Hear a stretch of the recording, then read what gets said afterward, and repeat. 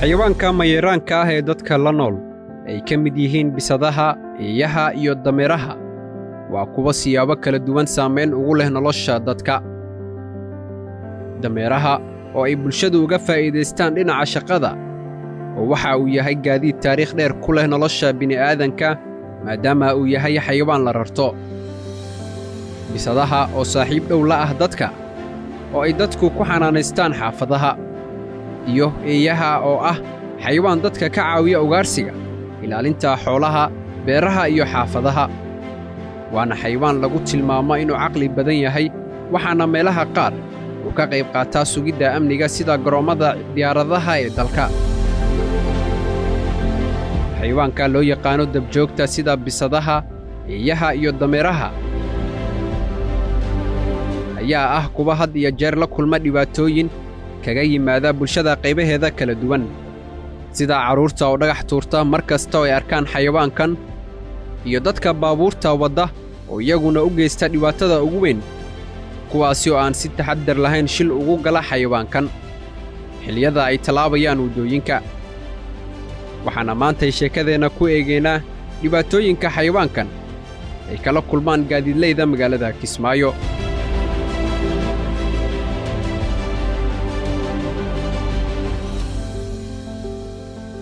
xayawaanka dabjoogta waa xayawaan inta badan aan dhibaato ku hayn bulshada,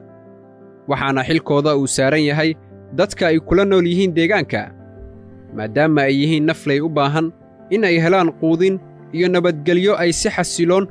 ugula noolaadaan bulshada. balse middaasi beddelkeeda waxa ay la kulmeen tacaddiyo kaga imaanaya dhinacyo badan oo bulshada ah oo ay ugu horayso tan kaga timaadda dhinaca baabuurta. laga soo bilaabo bisadaha oo ugu yar ilaa dameeraha oo ka mida kuwa ugu weyn, xayawaankani waxa ay dhibaatada ay waddooyinka loogu geysto noqotay mid iska caadi ah, ayna caadaysteen darooballada gaadiidka ku dhex wadda gudaha magaalada Kismaayo. qaar ka mida waddooyinka magaalada dhex marta waxaad ku arkaysaa bakhtiga xayawaankan oo uu gaari ku dilay halkaasi, kaasi oo aan waxba galabsan. ma jiraan cid xil iska saartay quudinta iyo daryeelka xayawaankan marka laga reebo dad kooban oo iyagu si isxilqaan ah wakhtigooda iyo maalkooda ugu huray si ay u quudiyaan xayawaankan. Ismaaciil Maxamed Xasan waa mid ka mida dhallinyarada ku nool magaalada Kismaayo. waxa uu xanaaneeyaa koox bisado ah oo uu ku quudiyo hoyga uu magaalada Kismaayo kaga nool yahay. ninkani dhallinyarada ah waxa uu ii sheegay in uu subax walba xilli hore u kalaho suuqa si uu bisadahani ugu raadiyo quud ay cunaan, waxaana uu subax walba bisadahani siiyaa kiilo hilib ah oo uu ku soo iibiyo qiimo ahaan $1 oo u dhiganta 26,000 oo shilinka dalka ah. Ismaaciil ayaa xayawaankan u arka qayb ka mida qoyskiisa oo ay waajib tahay in lagu talagalo cuntadooda. ilaahay oo badin maalin way soo bataan, maalin way yar yihiin. adiga hadda waxaan malaynaa inta meesha joogto oo cayiman waxa weeyaan oo mar walba joogtada ah ilaa 8 7 ama 6 meelaha weeyaan, laakiin subaxay soo bataan oo ay soo bataan hilib caadi ah oo suuq laga soo gado subax waliba. maayday subax walba waxa weeyaan $1 oo hilib ah ay leeyihiin, $1 oo hilib ah oo subax walba loo soo iibinayo caadi ah. ayaguna way garanayaan oo ku talagaleen baalaan bisadaha iyagoo yar bay halkan ku dhasheen, hooyadii dhashay iyagoo inaysi ka tageen. asxaab kale oo aniga aan saaxiibada iga horeysay baa caana soo sii jirtay, soo korisay, soo weynaysay, ma garatay. markii soo weynaadeen waxa dhacday way duurka way aadi waayeen, halkan way barteen ay la noolaan qaar. marka adiga kulli markii dib waxaan go'aaminay inaan hilib u bilowno oo subax walba aan hilib soo iibino si ay macnaha ugu noolaadaan. waa hadda qayb naga mid weeyaan iyagu oo lagu talagalabo garaamkooda. miya bisada horta waxa weeyaan nolol weeye oo dadka bini'aadamka nool weeye. marka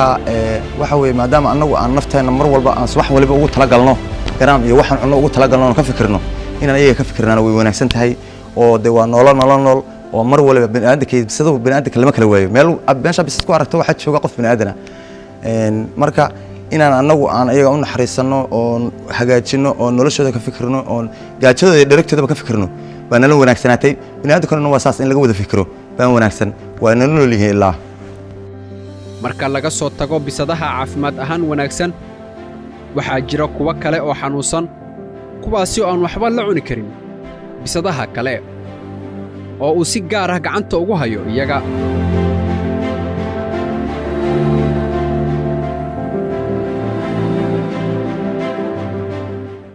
maxamed cabdi faarax waa nin ganacsado ah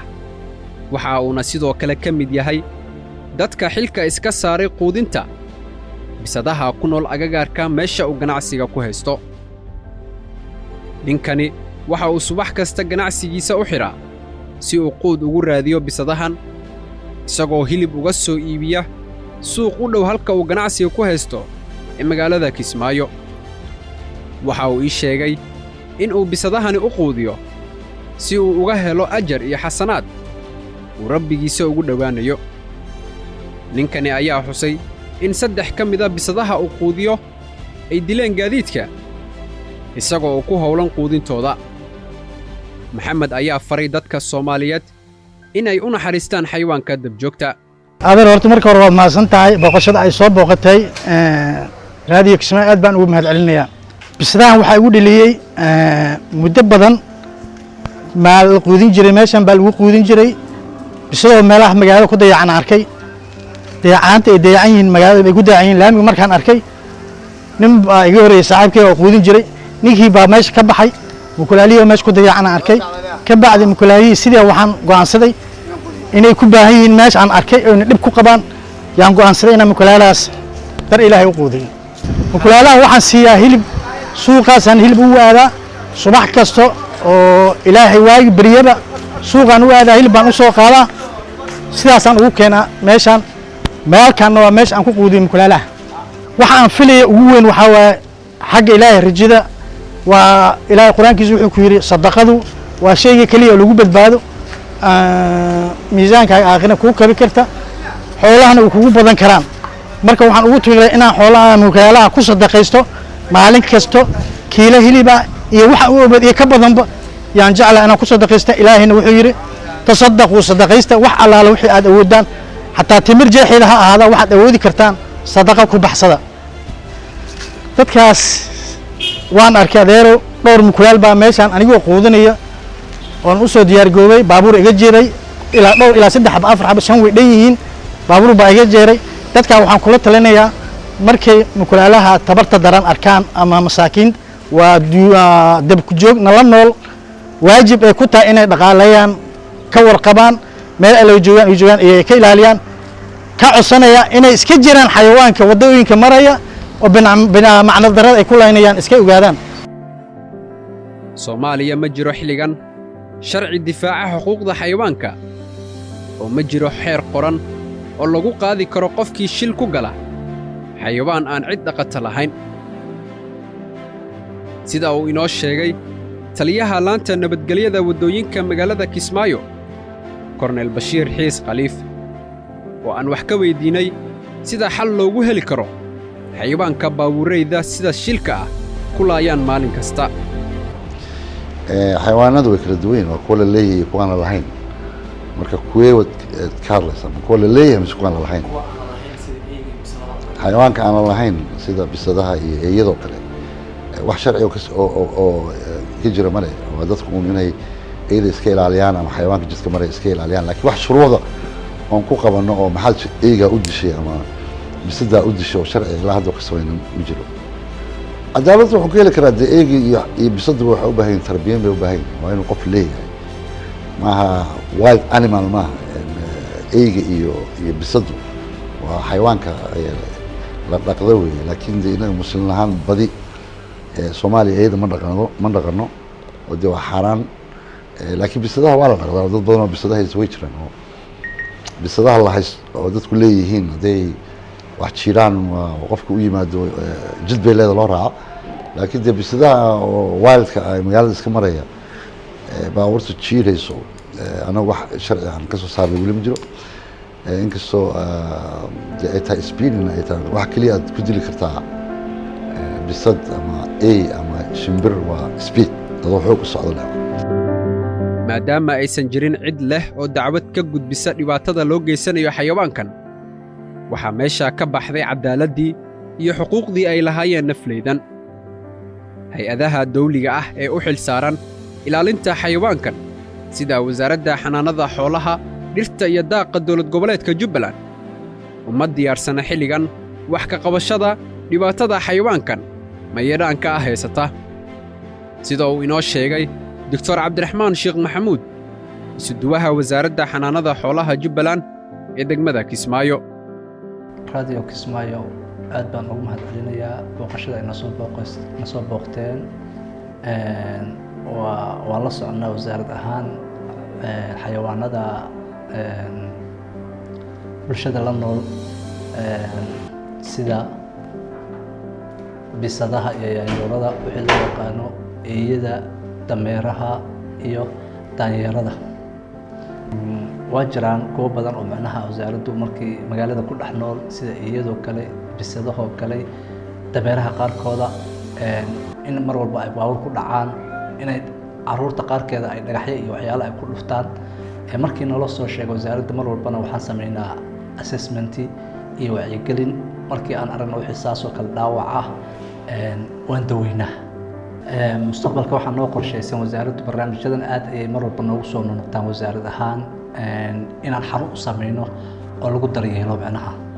sida bisadaha eeyaha dameeraha iyo daanyeerka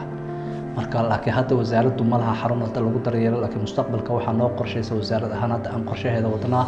inaan u sameyno xarun aan ku daryeelno oo quudintoodii iyo daweyntoodii oo gaar si loogu hayo taas hadda mustaqbalka loogu diyaarsantay insha allah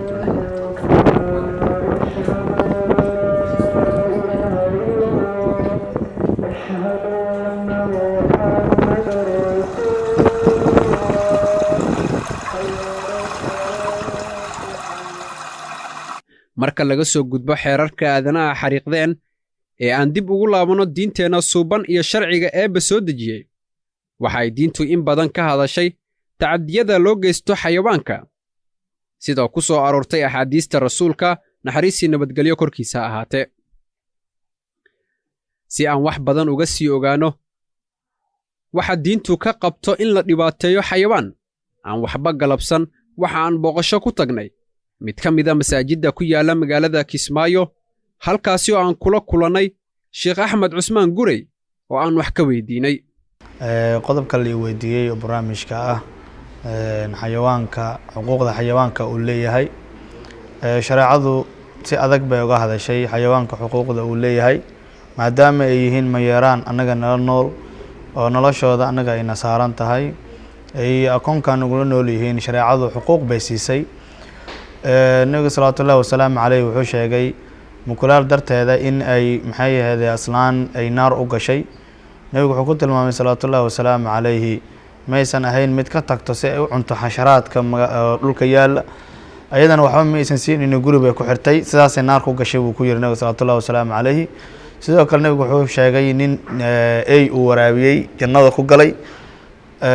meel biyo ayuu yimaaday ceel markaasuu biyo ka cabay kadib baa wuxuu arkay ceelka agtiisa oo ay ag wareegaya markaasuu biyo u shubay nabigu wuxuu yidhi salawaatullaahi wasalaamu calayhi eygaa uu waraabiyey darteeda ayuu ninkaana jannada ku galay idan marka waxaa laga qaadanayaa aathaarta iyo xadiista waxaa laga qaadanayaa in xayawaanku nala nool yahay xuquuqdooda la iska ilaaliyo aan lagu xadgudbino tacaddi aan lagu samaynin dad baa waxaa arkaysaa xayawaanada laynayo dhagaxyo ku tuurayo dilayo waxaa kasii foolxun dad baa waxaa arkaysaa ayagoo gawaaridii iyo wixii wataan gaarigii ka istaagi karo ama si kale ka farsameyn karo uu xayawaankii marinayo la arkaya marka baktiyo badan oo laamiga daasan waxaasna waa waxaan maxay ahayd tacadiyaad oo foolxun weeye maadaama nabigu uu tilmaamay in mukulaal darteeda ay naar u gashay oo ninna uu naar oo janno u galay ay uu waraabiyo aawadeeda haddaba maxaa ka hortaagan in darooballada ay ilaaliyaan nolosha xayawaanka ku nool magaalooyinka haddiiba ay diinta islaamku qabto in la ilaaliyo xayawaankan iyaguna ay yihiin dad muslimiin ah waa su'aal balse cid jawaab u haysa aysan jirin xoolaha la dhaqdo sida ariga lo'da iyo geela ayaanay ka mid ahayn waxa dhibaatadani ay haysato iyaga oo darawalladu inta badan ay ka cabsadaan in dadkii lahaa ay u qabsadaan haddii ay dhib gaarsiiyaan. waxaana dhibaatadani ay gaar u tahay keliya xayawaanka dabjoogta ee aan cidna dhaqan.